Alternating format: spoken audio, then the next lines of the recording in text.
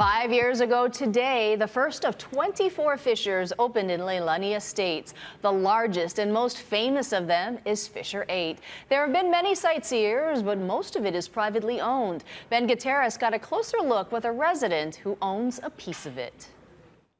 This is Ahu'aila'au, more commonly known as Fissure 8. It's not part of Hawaii Volcanoes National Park. It is owned by several property owners privately, and one of the landowners invited us here. His land begins here at this stake. Fissure 8 opened near the intersection of Leilani Avenue and Luana Street on May 5th, the third day of the eruption.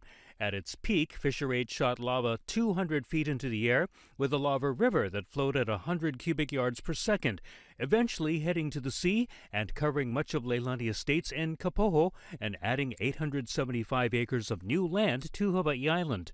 Today, the lava has hardened and the cinder cone has cooled. And longtime Leilani Estates resident Chris Burmeister owns 12 acres of it. This is still privately owned, and part of this is owned by you. Right.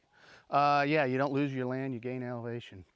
Part of that gained elevation includes Ahu'aila'au, with its cone rising more than 100 feet above the old neighborhood. This was a significant chapter in my life. I don't know about everybody else, but it seemed like it was significant enough and important enough to me to buy it. Burmeister lost his home, but he began buying up or trading for some of the land from a few other property owners over the last 4 years or so. Stakes in the ground mark off the different parcels in the area. Burmeister and others have built a trail through the lava field with warning signs against trespassers to preserve the area. And it's still a dangerous place. Trail here, and this leads into my property over here. That property includes this view from the northern rim of Ahu'aila'au. This is the crater of Fissure 8, or Ahu'aila'au. That hole right down there is where the lava came out of the ground.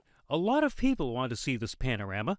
Burmeister has been offering guided tours by appointment only. Vents are still steaming years later, and the lava is jagged and thin in some spots. We actually had people trying to squat out here and move. On the lava. On the lava. Not their property. And yes, there is a surveillance cam at the top. It's caught a few stray dogs, but it's also seen several people who've ignored the signs, including a group with a small child. The area is also crisscrossed with tire tracks from trespassers on dirt bikes and all-terrain vehicles. Burmeister is among Leilani Estate residents who'd like to see the county, or maybe even the federal government, oversee this piece of natural history.